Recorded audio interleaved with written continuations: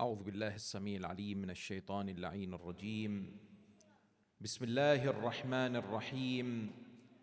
الحمد لله مالك الملك مجري الفلك مسخر الرياح فالق الإصباح ديان الدين رب العالمين، والصلاة والسلام على من أرسله رحمة للعالمين وسماه في كتابه طه وياسين، البشير النذير والسراج المنير والطهر الطاهر والعلم الظاهر، صاحب السكينة والمدفون في المدينة، المنصور المؤيد والرسول المسدد، الذي سمي في السماء بأحمد وفي الأرض بأبي القاسم المصطفى محمد.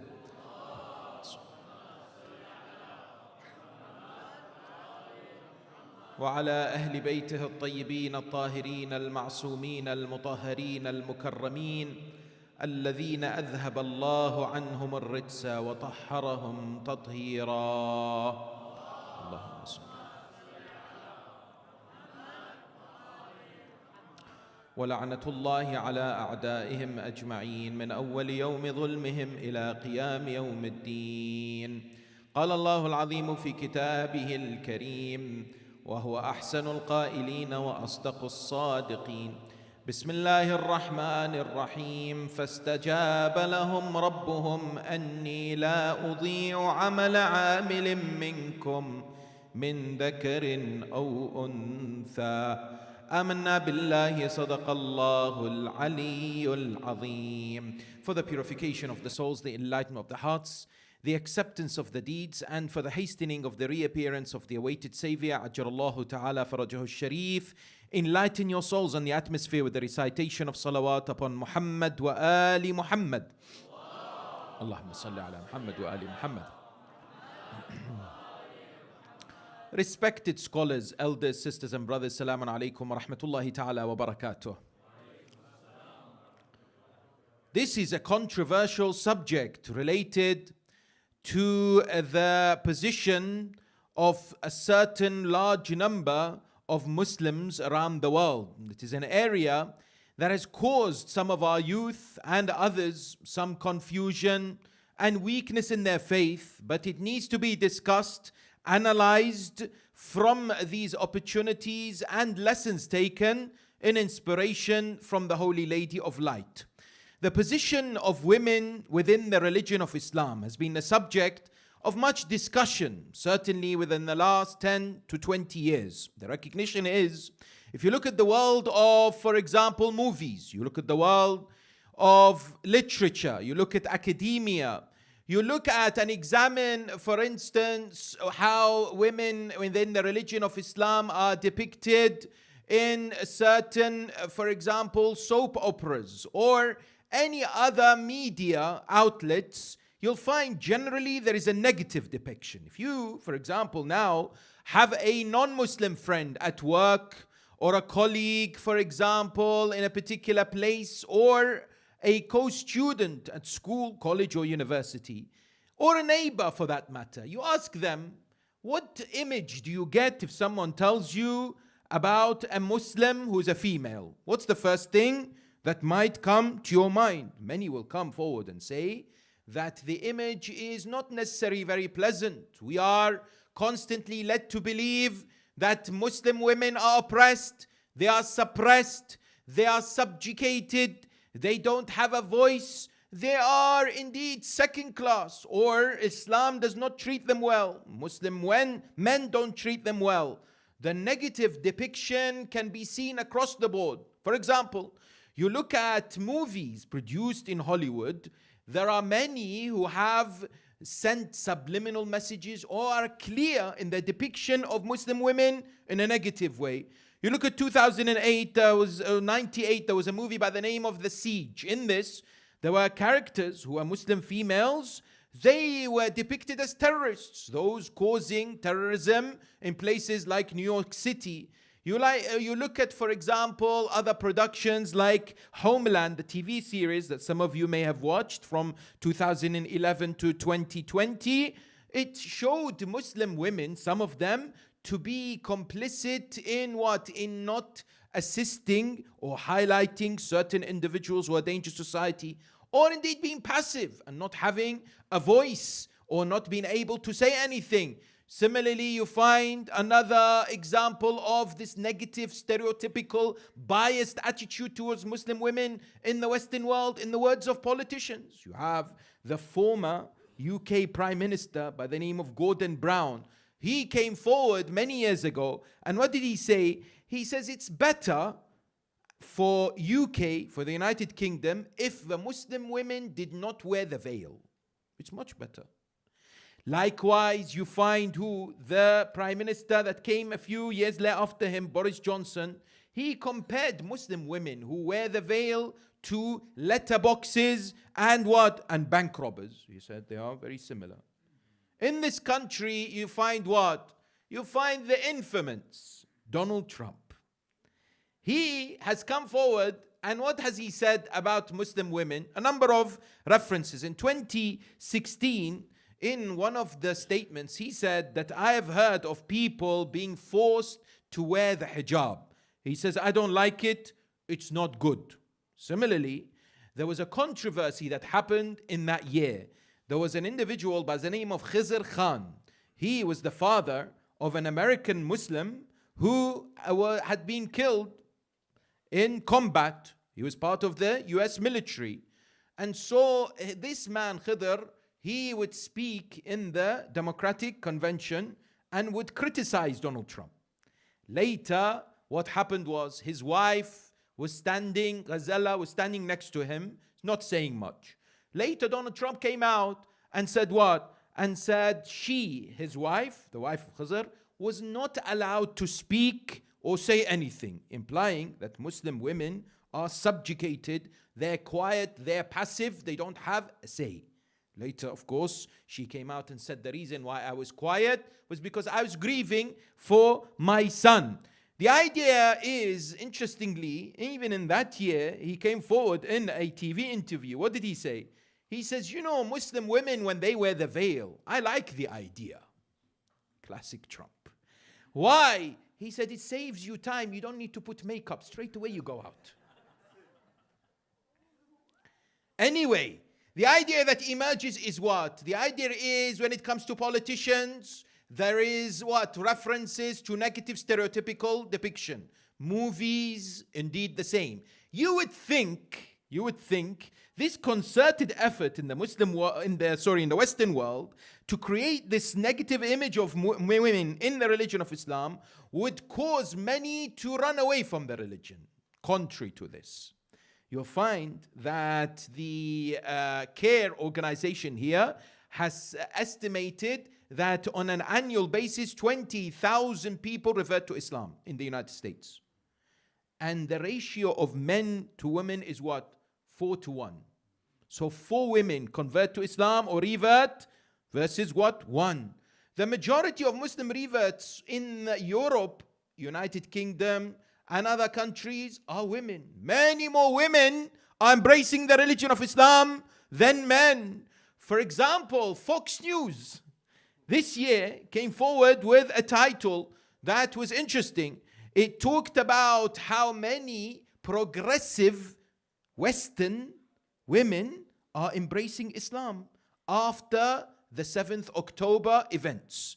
The recognition that emerges is, despite the existence of all the negative stereotypical depictions of a Muslimah, we find that the number of people embracing Islam is indeed on the rise. Likewise, at the same time, you find there is an important discussion that is taking place regarding this idea. What do we mean? There are many people today from within our communities who struggle with this subject, because everywhere they go, they're asked this question. Muslim women, negative, Islam oppresses them, unjust to them, it's not fair.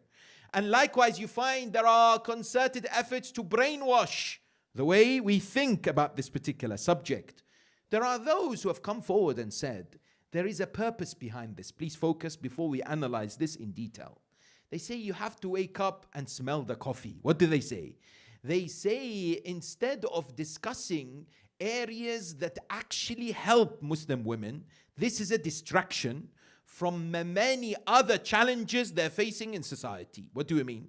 When they come forward and they constantly blame Islam and Sharia law for things such as, for example, inheritance or the wife beating or the hijab, what are they trying to do? They're trying to overlook and reduce the focus that should take place on the real matters that are happening in society that actually help Muslim women and others. Sexism, racism, discrimination in the employment, for example. Statistics show, Washington Post 2022, 62% of the women polled, Muslim women in this country, said they have faced discrimination in the workplace and other places. In the BBC this year, it has been shown that since 7th October, from 7th October last year to February this year, there has been an increase of what? 4 times increase of attacks on Muslims. 2/3 of these attacks are on women. Women, because Muslim women, they are wearing the hijab or they're identified as what? As Muslims. They are bearing the grunt of the attacks of these particular individuals. Likewise, in Holland and France, 85% of Islamophobic attacks are on women. Therefore, the recognition is at the outset that when it comes to this, instead of tackling racism, instead of looking at the discrimination and the Islamophobia that's taking place in wider society that would actually help women, many of the Western liberal feminists, other movements who are propagating and blowing the trumpet of this particular idea or notion that Islam oppresses women are trying to distract people from the real issues that are indeed taking place. I give you an example. A few years ago, the government of France banned Muslim women from wearing the burkini. Burkini is what? Burkini is the swimwear that's being sold in order for Muslim women to wear in order for them to go and swim, yes, in the sea, for example. They banned it. What was the reaction to this ban? Islam oppresses women. Why do they have to wear burkini? Instead of looking at the bigger picture, why should anyone stop any group of people from wearing what they wish? Isn't this discrimination? The idea is this was not focused upon by feminism. You will not hear them condemning what? Condemning laws that prohibit people wearing what they wish. Rather, utilizing this to serve their particular agenda. That's why the subject of the myths regarding and related to Muslim women is an important one that faces many people and misconceptions that arise. I ask you this question. Many a times people, when they're faced with these situations, they become very defensive, or they say, if you answer them, you're an apologetic Muslim, you're trying to somehow give excuses for the reality. They give different examples. The first thing to say is the existence of misconceptions, whether it's non-Muslims asking Muslims about their faith, or within the religion of Islam, or within Tashayyu'. Tashayyu', today, there are people who call themselves Shia and have questioned many of the fundamental beliefs of the school of Ahl-Bayt. They have platforms online. They will come to you and they will quote certain references from our ulama or ulama of the past. They will quote certain selected ahadith, very much selective in their approach, but they will tell you there is no such thing as the belief about the knowledge of the unseen of the Ma'sumin. No, they don't have. Or the importance of the visitation of the shrine of Karbala or Imam al-Hussein. This has been exaggerated. Or you cannot say Ya Ali or Ya Hussein. You cannot ask the Imams. You have to ask Allah directly. Wahhabism in disguise. They'll tell you these things. And they call themselves Shia. Yes? There are people who freak out. They say, oh my God, now we are facing what a disaster, that these misconceptions are being fed to our children, our youth. We are panicking. First of all, take a chill pill. What does that mean? The idea emerges here is that the existence of these misconceptions should be viewed as an opportunity to strengthen our iman and knowledge of the religion of Islam. Should be viewed as a positive thing necessarily for us to strengthen our understanding, to be able many a times, if I do not have this doubt in my mind, how will I go and research? It's an opportunity for me to ask questions and to develop my understanding further, asking the experts and going back to the references. Similarly, there is an important point also to be made at the outset of this examination, which requires your patience because it's fairly academic. And that's what? And that is when it comes to individuals who disagree with you and I, or individuals who are superior in number, or individuals who seem to be more powerful, and they come and tell us, excuse me, your religion oppresses women. Your religion is not, for example, compatible with Western society. Your faith as tashayyu' is not acceptable, right? Give me one proof from the books of what? Of certain scholars like Bukhari and Muslim for this idea, this belief. Some of our brothers and sisters immediately begin to become weaker and feel what? Feel a sense of disappointment because they say, I have to show my beliefs from the books of others.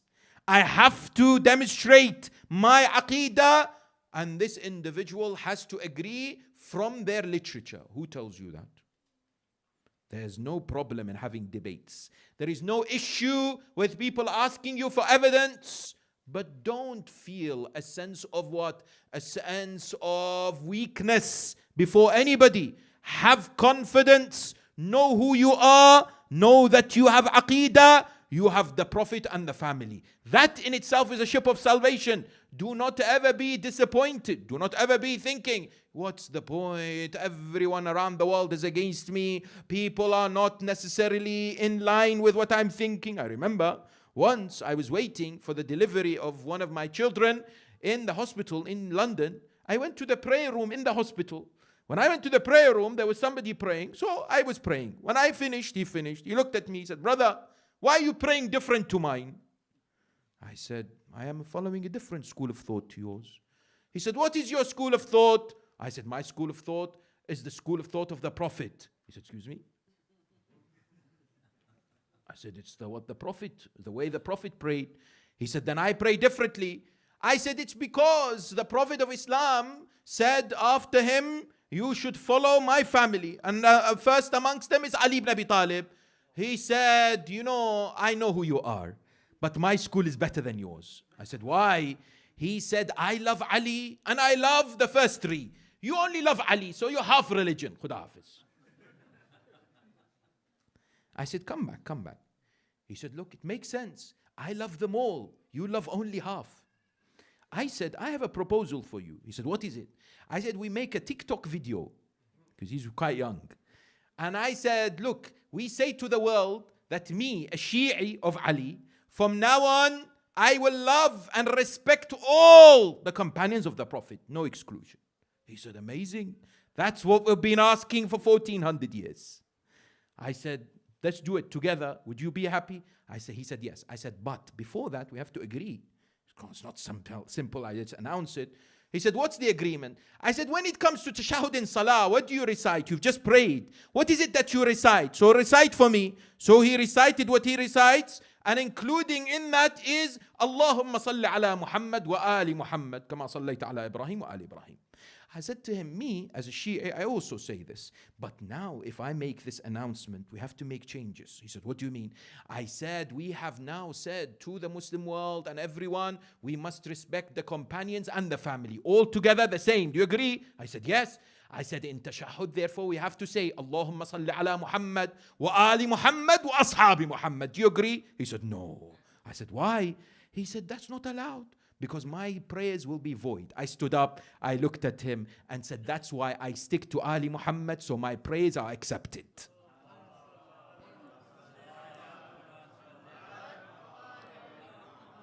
The idea is, it's very easy sometimes in these debates to feel inferior, to feel, you know what, I can't answer this question, that's okay. But never let it get to you, because you are on the right path. Yes? The idea is to get that confidence. I'd like to examine this subject by looking at a number of key stations. Number one, if Islam oppresses women, does that somehow be a subject that can be supported in the Quran? In other words, does the Quran say things regarding women which depicts a negative image or not? Number two, what is it that you will not hear from those who say Islam oppresses women when it comes to Islamic law?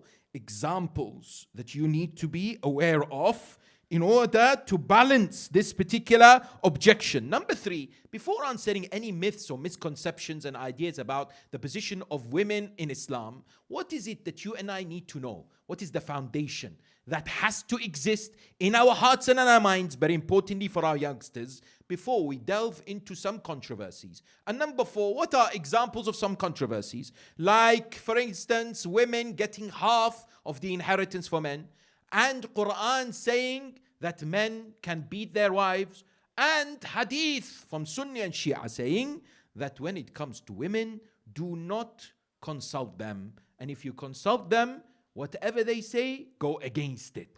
Yes. How is this understood? And finally, number five, how did the Holy Lady of Light reclaim the narrative? How is she inspirational today to utilize when it comes to the importance of delivering the correct message about how Allah subhanahu wa ta'ala, the Prophet and the Ahlul Bayt want us to tell the world about women? And how do we take Sayyidatun Nisa, Fatima, salawatullahi wa salamu alayha?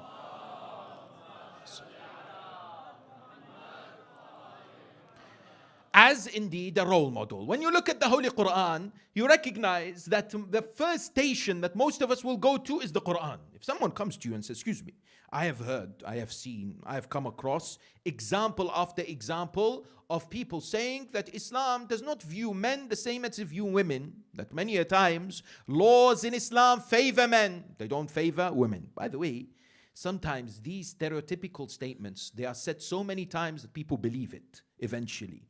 Because we are told of the proverb that exists in Arabic, كذب ثم كذب ثم كذب حتى يصدقك الناس. Lie and lie and lie, eventually people will believe you. I remember this folktale character personality by the name of Juha. He is quite well known in Arabic literature.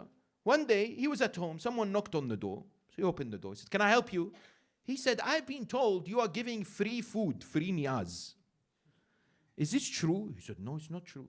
He said, somebody is. So Juha is saying, I need to get rid of him. He said, if you cross the road and turn right, there's someone there giving you free food. He said, okay. That person went, never came back. 10 minutes later, someone else comes, knocks on the door, says the same thing. Juha says to him, no, but if you cross the road, turn right, then you'll find somebody giving food. 3, 4, 5 people knock on the door over a space of an hour. None of them come back. He looks at his wife. He says, you know what? I'm starting to believe that there is someone out there giving food.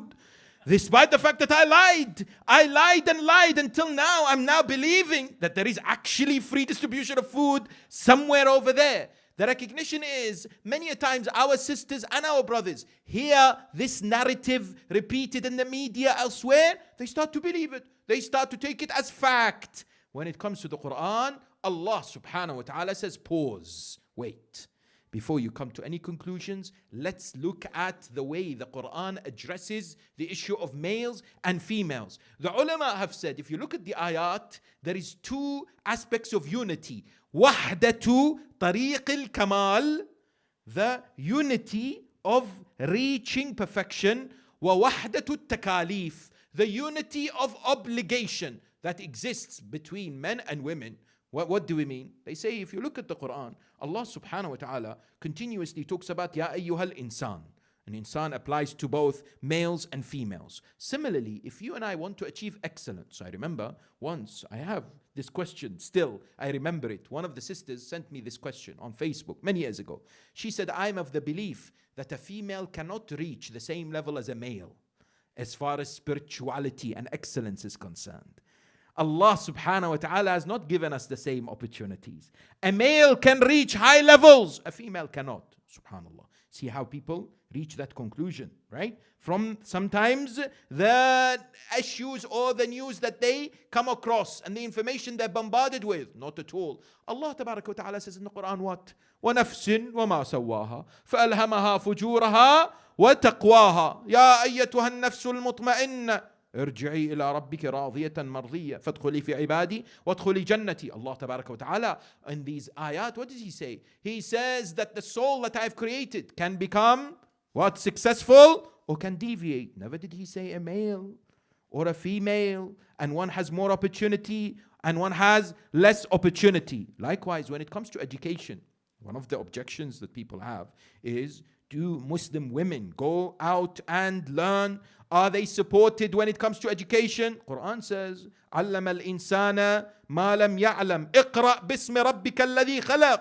Is this one that differentiates between genders? Not at all. It talks about every single creation of Allah as far as human beings is concerned. It's open to each and every individual. Likewise, are males more honored by Allah than females? No. وَلَقَدْ كَرَّمْنَا بَنِي آدَمَ. Allah says, we have honored the children of Adam. There is no superiority when it comes to males and females. يا أيها الناس إنا خلقناكم من ذكر وأنثى وجعلناكم شعوبا وقبائل لتعارفوا إن أكرمكم عند الله أتقاكم. Allah has created you males and females, tribes and different divisions, but the best amongst you are the most God conscious. Likewise, Allah Tabaraka wa Ta'ala says this path of spirituality and excellence is not in any shape or form gender specific. There is a beautiful story that I'd like you to remember. And that is what? And that is Amir al-Mu'mineen wa Mawla al-Muttaqeen Ali ibn Abi Talib salawatullahi wa salamu alayhi.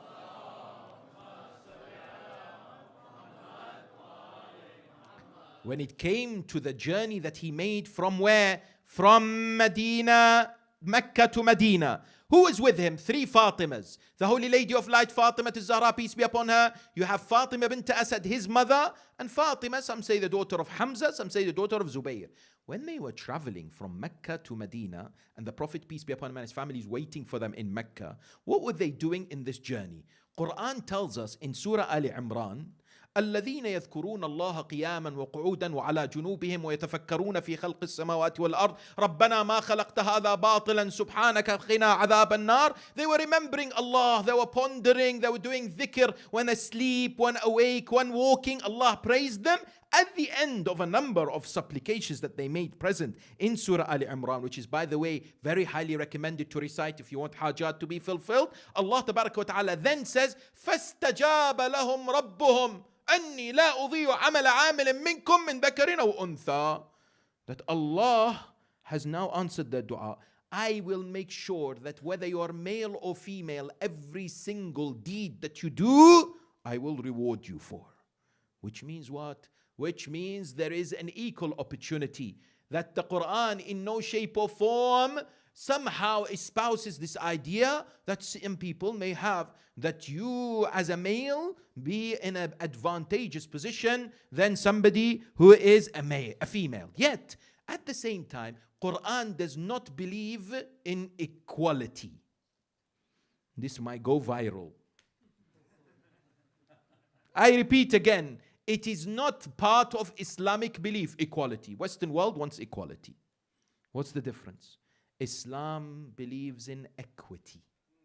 There is a difference between equality and equity. What do we mean? Let me give you a simple example. You have 2 sons. One is 16, 17. He, for example, is going to college here or university. And you have one who is 5 or 6. Equality is when you look at both of them and you give them each $1,000. That's equality. Equity is you say, you know what? The 5-year-old doesn't need 1,000. He's here. I am spending on him. The 16, 17-year-old is going away. I need to give him what he needs. Yes?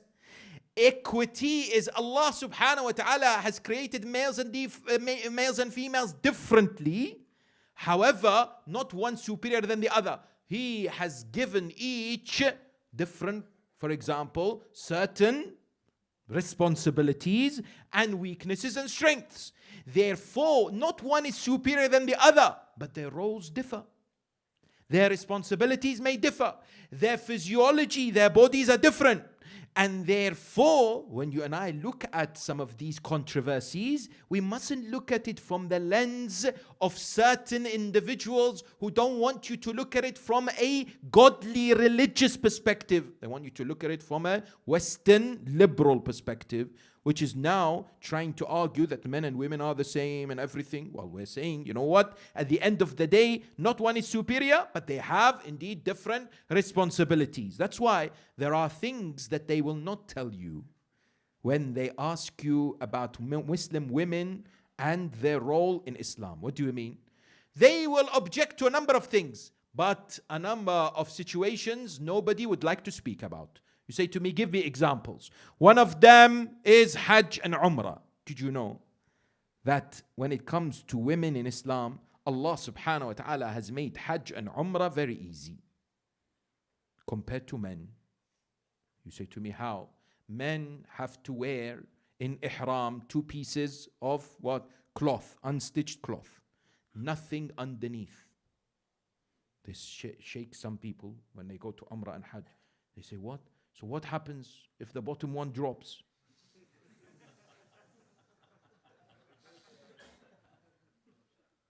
And sadly, I have seen that happen for some people. It scares them. They say, you know what? How can we live? You know, make sure you hold it with a belt. Ulama have said belt is okay. Wrap it tightly, yes. Do whatever you need to do. But that fear does exist, yes. Muslim women, no, they can wear all the clothes that they want except silk. No issue. They don't even need to wear white. You won't hear the feminists talking about that, by the way.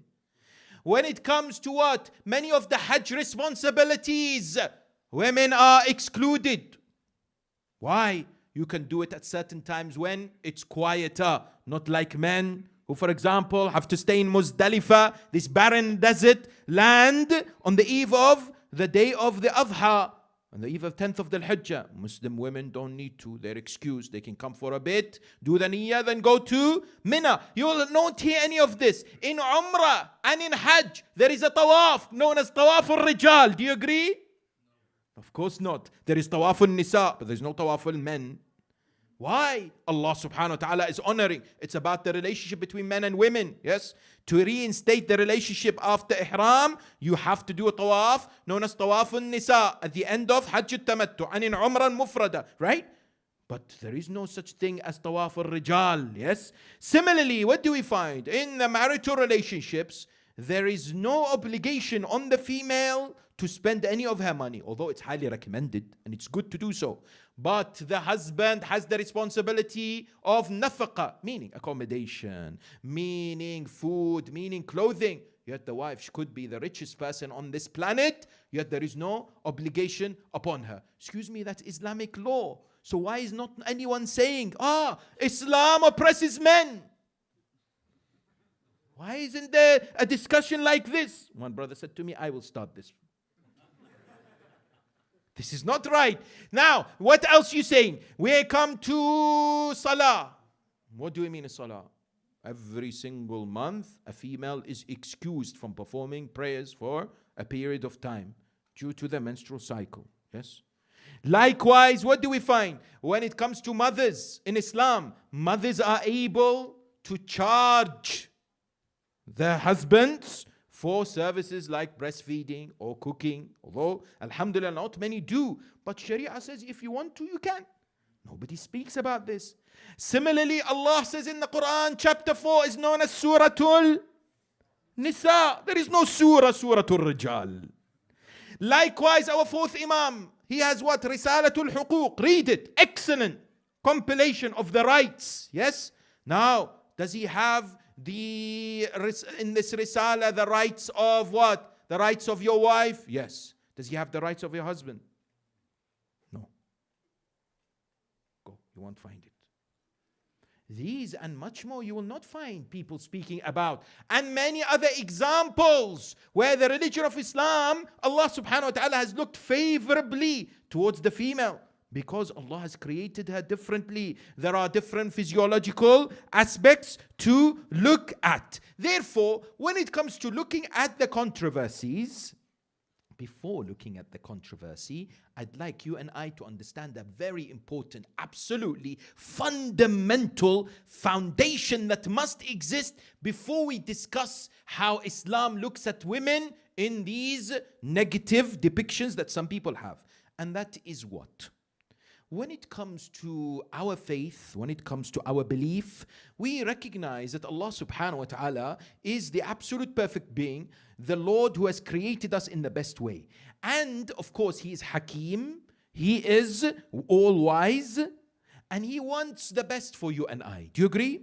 Now, this belief is essential. Why? Because there are many things that happen in our lives that we cannot figure out the reasons for.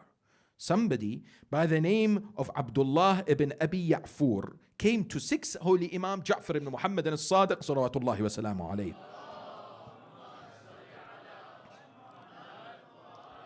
When he looked at the Imam, he said to him, Ya ibn Rasulillah, I have this pomegranate. I'm going to split it in two. If you, Ya ibn Rasulillah, listen to this hadith. He said to him, Ya Imam, if you tell me half of this pomegranate is halal and the other half is haram, I will believe 100% and I will follow exactly what you say. Imam said, Rahimakallah, Rahimakallah, Rahimakallah. Which is what? Well done, well done, well done. That's the religion. Meaning what? Meaning an important segment of our faith is this notion of taslim. The holy 8th Imam, Ali ibn Musa al-Ridha, salawatullahi wa salamu alayhi.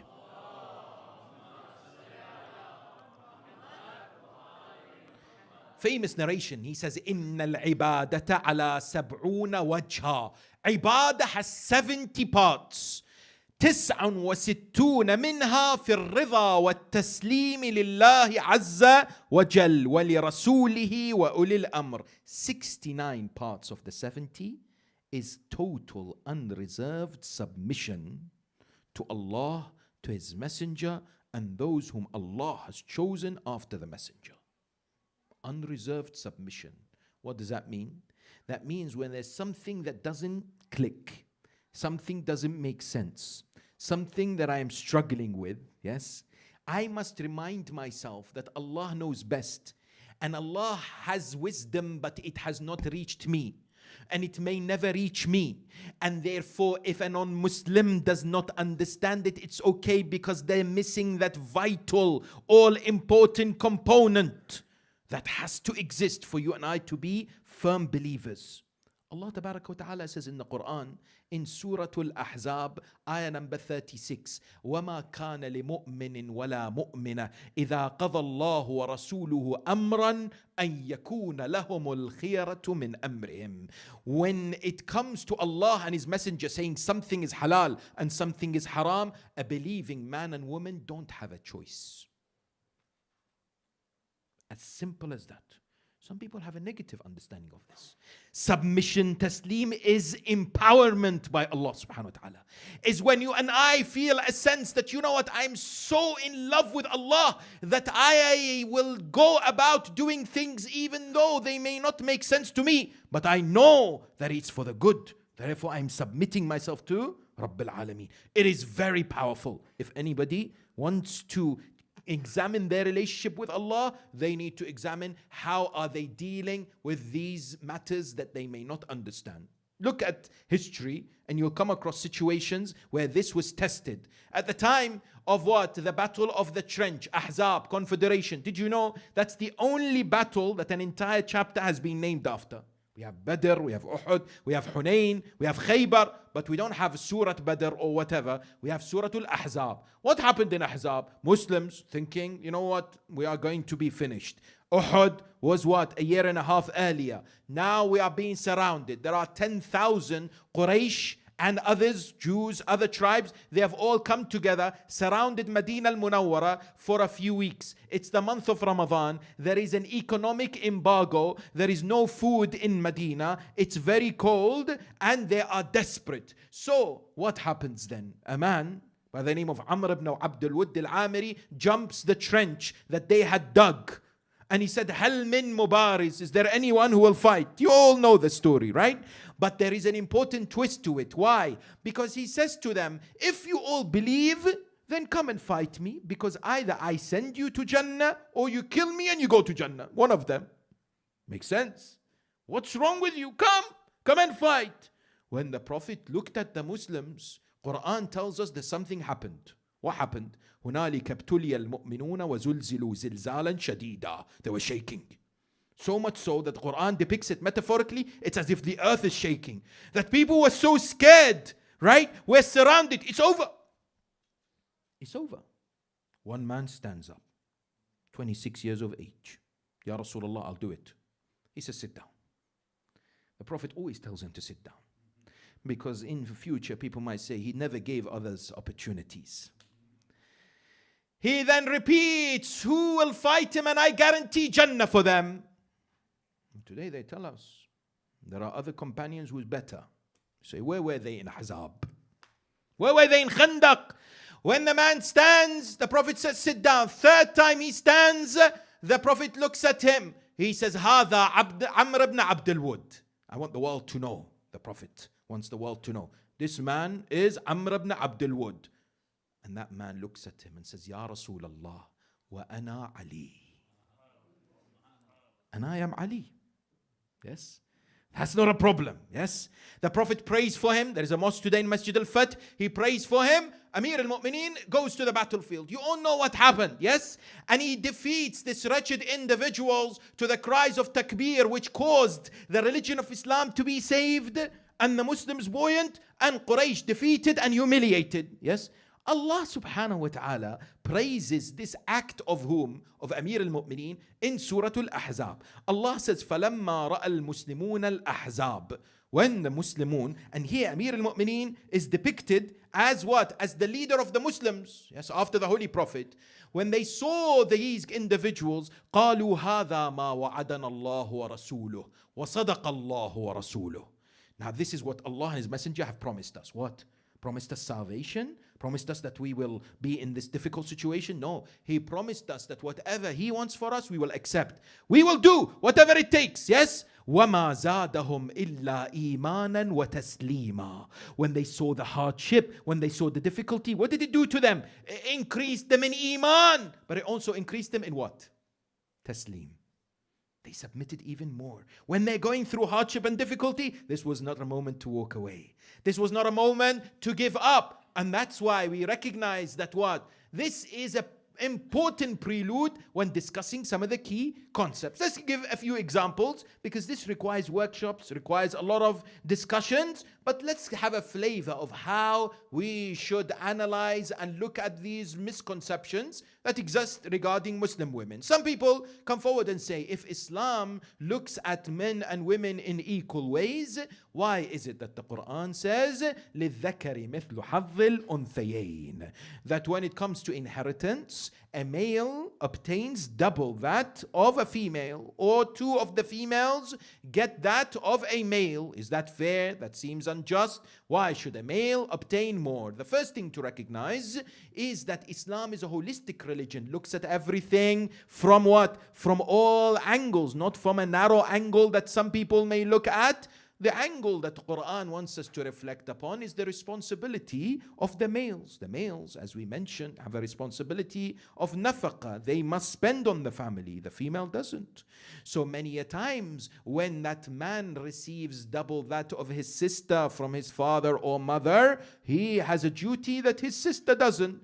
And that is to spend upon his family to ensure that they are well looked after. This was the answer that was given by the 8th Holy Imam in Ilal al-Shara'i'. Likewise, some people say, but isn't that not necessarily fair on the girl, that she might not get the same as the boy? There is an opportunity that the individual who is writing their will can ensure that his daughter or daughters get very much similar to his sons. In which way? He or she has a third of his assets to dedicate. He can say that, for example, from the third of my assets, give this amount or certain percentage to my daughter or daughters. Likewise, there are situations in Islamic law where the daughters get it all. For instance, our ulama talk about an example where the person dying has his mother who stays alive, has his brothers, has his what? His grandfather, and has his uncles. His mother gets all the inheritance. None of the others get anything. Likewise, if somebody dies, has what? Has his wife and has what? His daughters, no sons. what happens? The wife gets a quarter and the daughters get the rest. If it's one daughter, gets everything else. If it's two daughters, they get 2/3 each. And what? And that's it. Likewise, we have, for example, if somebody dies and their parents are alive, their parents stay alive, and they have 2 girls, the parents get each 1/6, and the daughters get 2/3. The recognition is there are these provisions in Islamic law that are not like how people would imagine, but there is wisdom behind it, and only Allah subhanahu wa ta'ala knows best. Similarly, there are those who come forward and say, in chapter 4, verse 34, there is the promotion of domestic violence. Please pay attention to this. It's a very common myth that is espoused and delivered in many places. And they say that Quran advocates the beating of the wife. Why? Because Allah subhanahu wa ta'ala says, وَضْرِبُوهُنَّ, beat them, so to speak. First of all, this is the incorrect translation of this ayah. There is no such thing as the wife beating verse, although you and I have heard it. But once again, it is what? It is propaganda designed to give you and I a negative image. What is this whole concept about? Very briefly, this is in relation to husband and wife relationships only. And in one particular example, which is the wife not fulfilling her duties towards her husband, known as nushuz. What does this mean? There are rights that the husband has over the wife, and there are rights that the wife has over the husband. In this particular ayah in chapter 4, verse 34, Allah subhanahu wa ta'ala talks about the scenario whereby the wife does not obey her husband in his rights only. Our fuqaha today have discussed this issue. Very important. Please pay attention to this. Misconception. Does the wife have to obey her husband at all times? Once one of the Maulana said, I was dealing with a case, marital dispute. So what's the problem? The man said, my wife doesn't obey me. He said, give me an example. He said, every day I tell her, make sure you cook for me kuku paka. And she doesn't. So now she's disobedient. I say to her, kuku paka, she does, for example, what? Curry. I don't want it. So she is what? She is disobedient to me. The answer to this is she doesn't have to obey you in this regard. Who says she has to obey you? Excuse me? I've been told the husband, whatever he says, the wife says, Bismillah. No such thing. In his right, yes. In the affairs of the house, yes, he's the maintainer. الرجال قوامون على النساء. Matters related with the house. Her personal life that doesn't affect the rights of the husband or matters of the house, the husband does not have a right. Or he has no authority to what? To make sure that his wife has to. Only this week somebody messaged me. He said, my wife wants to do an online course. She wants to learn about something. But I don't want her to. So she's saying, I am allowed. I am saying to her, you're not allowed. You have to obey husband. Please, Maulana, help. And sometimes people send me afterwards, if you help me, I will send you a piece of cake. Subhanallah. They think they can buy the ulama with a piece of cake. Anyway, so what? The answer is no, you cannot. You cannot force your wife not to do this online course if it's not affecting, for example, your rights of intimacy or anything else. The idea that emerges, therefore, is this nushuz is all about what? It's about the wife not fulfilling the rights of the husband. Does the Quran say immediately hit them? No, not at all. First is فَعِظُوهُنْ, speak with them, speak softly with them, try to win their hearts over. And the next stage, if this doesn't work, is what? Separate from them in the bed. Meaning what? Don't necessarily be together in the same bed or sleep in a different bed. As a demonstration of what? Of displeasure, because you are not obeying Allah subhanahu wa ta'ala. Finally, there is this notion, وَضْرِبُوهُنَّ. Please pay attention. Does the Quran say that domestic violence is okay? That men can beat their wives? Is it allowed that we see in many Muslim countries and others domestic violence happening? Not at all. Why? The Quran in no shape or form advocates this. Why? Because this is very symbolic. Our fifth Imam, Muhammad al-Baqir, salawatullahi wa salamu alayhi. When he was asked about this ayah, what does he say? He says that when it comes to this, you can use a miswak. It's like a toothbrush. It's a symbolic tap, for example, that must never leave a mark or an injury, to say, listen, you are disobedient. Or some of the ulama today, Ayatullah, for example, Jawadi Amili Hafidhahullah, in his tafsir, he comes forward and says that the likelihood, possibility of وَضْرِبُوهُنَّ is nothing to do with any physical act. Because the Quran says, إِذَا ضَرَبْتُمْ فِي الْأَرْضِ, that one of the meanings of dharb in the Quran is if you travel on the earth. And therefore he suggests that وَضْرِبُوهُنَّ means what? Means separate from them, leave the house, go somewhere else. There are 6 different meanings of dharb in the Holy Quran. This could be one of them. The idea is the narration of the Holy Prophet, peace be upon him and his family, says, any husband who strikes his wife, in the sense that is not allowed, Allah will command the Malik, the angel of Jahannam, to strike them in hellfire. There is no position of what? Domestic violence, by the way, either from the man or from the women too. Because in this day and age, we hear stories and we receive accounts of this happening from both the men and indeed the female. Likewise, there are some who come forward and say the world of literature, hadith, have many negative depiction finally of Muslim women. Women are not necessarily presented in the best of light, and this requires a separate discussion. But I give you one example. A hadith that exists in Bihar, a number of Sunni literature, that it comes to women, فَشَاوِرُوهُنَّ وَخَالِفُوهُنَّ. Discuss with them, but whatever they say, go against it. I've seen some brothers say, I use this in my marriage. I say, good luck. How is this acceptable? They say, well, it's in hadith. Be very careful not to be the agent of spreading hadith because it exists. There are many hadiths may not be suitable for mass circulation. It's wonderful to send every day, every Friday, Jum'ah Mubarakah with a hadith. But be careful the hadiths you choose. Don't be an agent of sending all kinds of hadiths that you have not understood and verified with an alim. If it's a hadith like this which creates some form of controversy, it's much more important for you to withdraw rather than send it. However, ulama looked at this. There are some in the past who've tried to analyze and said, you know what, this is out of compassion to the females, that you listen to them. But sometimes in their time of the month, they may not be thinking properly. They may not be saying things more from a logical perspective. However, today, most of our ulama, if not all, say these riwayat have no basis. Why? They say it contradicts the Quran. Please focus on this. Does the Quran give examples of men consulting women and taking their opinions? Yes. Does the Quran say don't do it? Not at all.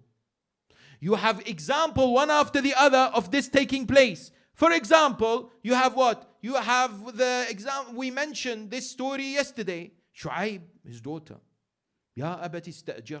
Inna khayra man ista'jarta al-qawiyyu al-amin. Do you agree? When Shu'aib's daughter said to her father, Musa, very strong, he's trustworthy, please make him work for us. Did Shu'aib say, excuse me, I will listen to you, but I will do the opposite? Not at all. The Quran in no shape or form advocates for this whatsoever. Likewise, we have the famous story of Bilqis. Yes, Bilqis, when it came to the discussion with Bilqis and the consultation that she had with the people, the Quran in no shape or form gives a negative depiction of indeed what happened. We have a beautiful story, many, in the life of the Holy Prophet, peace be upon him and his family. Sunni and Shia narrations. For example, when he was in Hudaybiyah, there was a peace treaty of Hudaybiyah. What happened in Hudaybiyah? When the Quraysh did not allow the Prophet to go to Mecca, the Holy Prophet of Islam said to the Muslims, now you're in Ihram, you have to slaughter an animal so that you can come out of your Ihram. They said, no, Ya Rasulullah, we're not going to do it. Yani, even at the time of the Prophet, today you have people like this. But at the time of the Imams and before that the Prophet, there were those who were blatantly disobeying the Prophet of Islam. No surprise, before he left this world, he said, go with the army of Usama, yes? And many of the prominent companions refused. He sat on the minbar and said, La'natullahi man takhallafa an jayshi Usama. Yes, may Allah's la'na be on those who don't go with the army of Usama. Of course, they still didn't go. So here, the riwayah says he came back to his tent and there was Salama, Ridwanullahi ta'ala alayha. He was very disappointed. He was angry with his Sahaba. He said, I told them, slaughter, And now you come out of ihram. They're saying, no, Ya Rasulullah, we won't do it. We have to go inside Mecca. We have to do our a'mal.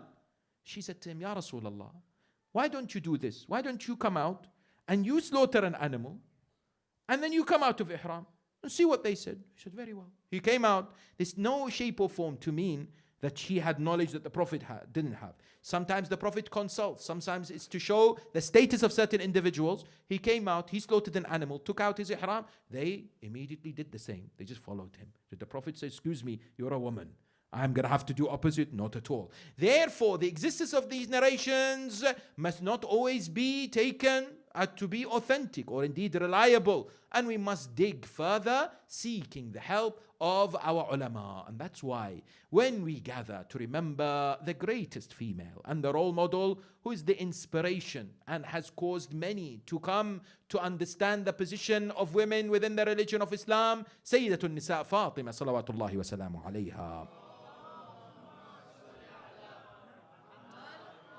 How inspirational, how amazing is this human being, a professor in this country in Iowa. He became a Muslim. They asked him, why did you become a Muslim? He said, I used to believe that Islam oppresses women. Then I came to study the life of Fatima. Then I realized a religion that places so much emphasis on a female must honor and respect women. How amazing is this personality? If Islam does injustice towards females, why is it that so much focus is placed on this great female? And look at how she reclaimed the narrative. Please, today the final message is this. We have an option, an opportunity in this country and in the Western world to reclaim the story and what is being demonstrated regarding the position of Muslim women out there. What do we mean? If today we educate our youngsters, our women, our men, all of us together, if we have confidence and understanding, if we are aware of the position of Islam truly when it comes to women, if we are able to defend the misconceptions, rather than when somebody tells us, by the way, Islam oppresses women, say, yeah, I know. Yeah, tell me about it. Yeah, I'm struggling.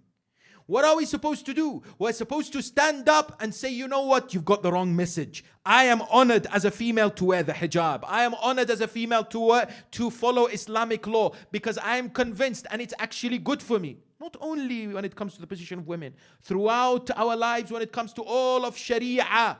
Fasting in the month of Ramadan. I remember sometimes people, when it comes to fasting, non-Muslims will tell them, I know it's good to stay away from food, but why can't you drink water? I have seen some of our brothers, sisters looking at their friends, non-Muslims, school, college, work. Yeah, I know, tell me about it. Well, I don't know, I should be drinking some water. But khalas, Maulana said. Ajib. Is this how you're going to establish that positive image of your faith before others? Have confidence. Have pride, have this iman to say to the world, I am a Muslim, I am a Shi'i, I love my religion, I love my practices, it makes sense, it liberates me from the chains, it empowers me, it makes me a much better human being. That's what I should be doing. That's how I should spread the teachings of the religion of Islam. Not jump on the bandwagon of feminism and all these movements who seek to take you away from the religion. Yes? And when I look at Sayyida Fatima, I recognize that indeed that was one of her main tasks. What do we mean? When there was so much propaganda going on at that time. Which propaganda? Oh, the prophets don't inherit. Did she say, okay, that's the narrative, let it be? She said, no.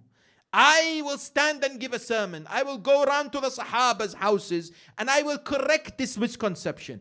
I will speak out. If I have to give my life, I will. And she did. This narrative would not be accepted by Sayyidatun Nisa Fatima. The idea of the right of Amir al-Mu'mineen being taken away, the idea of the oppression that happened to her, she did not in any shape or form somehow became accustomed to it and allowed it to become stronger and stronger in the society. Rather, she was a demonstration of courage, valor, eloquence, and making a stance, and not allowing this to be somehow acceptable. I ask you, this request of being buried at night and her grave hidden till today, what a memorable legacy of many of the Holy Lady of Light. This is courage. is to say, you and I would love to know where the grave is. And without a shadow of a doubt, anybody today would not want their grave to be hidden. But Fatima's vision, Fatima wanted the world to remember what happened to her, but importantly, the right of Amir al-Mu'mineen and the rights of the Imams alayhim salam that were trampled upon because of Saqifa and what happened. She stood and took a memorable stance. And indeed, she's an inspiration.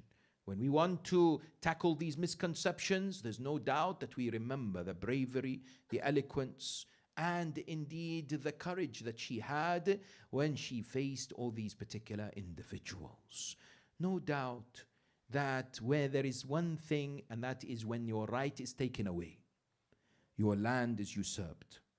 But there is another when you are violated and when you are physically attacked. This holy individual, this apple of the eye of the Holy Prophet, was an individual who was a delight to be around and to be the role model. Not only were they satisfied with taking away all her rights and trying to silence her, but they went to the extent of what? Of attacking her and what? And causing physical hurt towards her. There are some people today who ask the question, was Fatima slapped? How is it that a daughter of the Prophet is struck in such a way? If you look at the reliable narrations that we have, for example, Sheikh al-Mufid narrates the following. He says that after Sayyida Fatima alayhi salam delivered her sermon, the first Khalifa came forward and wrote her a declaration. He said that I am going to give you your land back. Here you go. This is now for you. She took this declaration and she was walking in the streets of Medina. All of a sudden, who stood before her? The second caliph. He said to her, what is this? She said, and she never utters a single lie. She said, this is a statement and the authority given in order for me to take away back my land. He said, give it to me. She refused. She would not give this letter. The riwayah says, he raised his hand and struck her on her face. She fell on the ground. ثُمَّ رَكَزَهَا. Then he hit her on her stomach. Sheikh al-Mufid said that's what happened. Yes? Imagine the brutality. Taking away the letter. That was what? That was next to her. That's why in Karbala, many of Shuhada'i Karbala would remember what happened to Sayyida Fatima. And those after Karbala would remember what happened to Sayyida Fatima. The riwayah says that the sixth Imam, one day somebody came to him and said, Ya ibn Rasulullah, I have been indeed blessed with a daughter and I am naming her Fatima. Imam broke down in tears. He said to him, I ask you one thing, treat her kindly. One thing never ever do to your daughter. He said, Ya ibn Rasulullah, what is it? He said, I ask you, please never slap your daughter. Allahu Akbar. Come to Karbala. See in which way were the hearts of Shuhada'i Karbala with Fatima al-Zahra. Yes.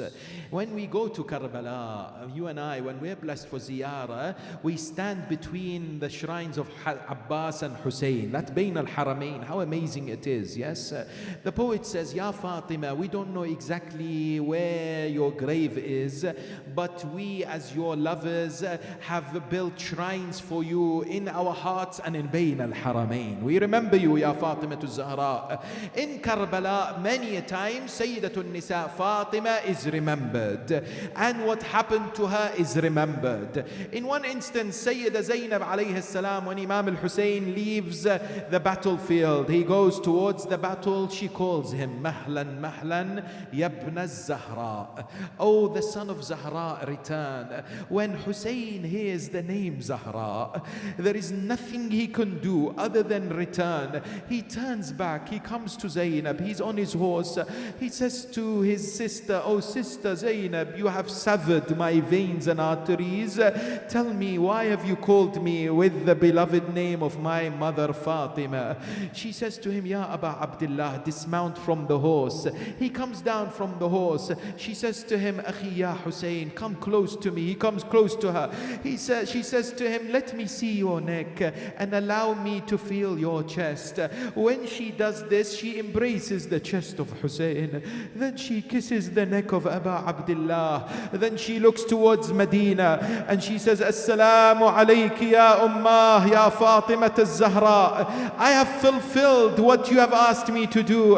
Hussein, in the heat of Karbala, thirst and the responsibility, yet he indeed is remembering his mother Fatima. He says to Zainab, "Oh my sister, tell me, why did you do this?" Imagine Zainab has to tell Hussein what happened. She says, "Akhi Aba Abdullah, final moments of the life of our mother Fatima. She looked at me and said, 'My daughter Zainab, you'll be amongst the last to see my Hussein. This is my trust. This is my wadi'a. This is my asking from you. Please, when you see him, kiss his neck for me. Embrace his chest for me." Allahu Akbar. Fatima knows about the hooves of the horses. Fatima knows about the crushed ribs of Hussein. Fatima knows about the neck of Hussein. She wants that last act of compassion before the calamities fall. That's why Imam al-Hussein alayhi salam, he remembers his mother Fatima. In which place? We are told when he saw his beloved son Ali al-Akbar on the plains of Karbala, bleeding, breathing his last moments. The riwayah says he sat next to his son Ali al-Akbar. He said to him, "Bunay Ali ala dunya ba'daka al-afa." "Oh my son Ali, there is no worth living this world without you. How can you call me and I come and not able to help you or assist you?" And that moment, you all know, Imam Hussein looks at Akbar. Akbar looks towards his right and he's smiling. Then he looks towards his left and he seems upset. He seems in grief. Imam asks him, "Bunay Ali, why? What's going on?" He says to him, "Oh, my father Hussein, on my right is Rasulullah. He is quenching the thirst of mine from the pond of Kawthar. But on my left, Sa'ad Allah qalbaka ya sahib al-zaman. On my left, there is my grandmother Fatima al-Zahra." What's she doing? Imagine Akbar is telling Hussein this. My mother Fatima is slapping her cheeks and saying, "Wa Husayna wa madluma." The poet says, I can imagine Imam al-Hussein saying to his son Akbar, "Akbar, my dear beloved son, you're about to leave this world, but I ask you one thing. Oh my Akbar, tell my mother Fatima, oh Fatima, please don't slap your cheeks. Oh mother Fatima, I then remembered the sight where that la'een slapped your cheeks. Mother Fatima, I beg you, don't slap your cheeks." ألا لعنة الله على القوم الظالمين وسيعلم الذين ظلموا أي منقلب ينقلبون والعاقبة للمتقين وإنا لله وإنا إليه راجعون. نسألك اللهم وندعوك باسمك العظيم الأعظم الأعز الأجل الأكرم إلهي بفاطمة وأبيها وبعلها وبنيها والسر المستودع فيها. يا الله يا الله يا الله يا الله يا الله يا الله تقبل منا يا أرحم الراحمين. Ya Allah, we've all gathered here, we're all the lovers of Fatima al-Zahra. Each and every one of us would love to be with Sayyidatun Nisa on the day of Qiyamah. We beg you and beseech you, Ya Allah, for the sake of these Ayyame Fatimiyya, Majalis of Fatimiyya, fulfill the wishes of all the mu'mineen and mu'minat present here, Ya Allah. Grant shifa to all the mu'mineen and mu'minat suffering. Allow us to be with Muhammad wa Ali Muhammad on the day of Qiyamah. Ya Allah, our sisters and brothers suffering in Lebanon, in Syria, as the situation is deteriorating day by day, as the shrine of Sayyida Zainab is under threat, in, for example, Palestine and Gaza, in Parachinar, Pakistan, in many of the Muslim world. Ya Allah, protect the Muslim sisters and brothers, especially the followers of the school of Ahl al-Bayt, from all the hardship and difficulties. Ya Allah, hasten the reappearance of our 12th Imam and make us of his devout and sincere followers. Ma'tama Hussein, Ya Hussein.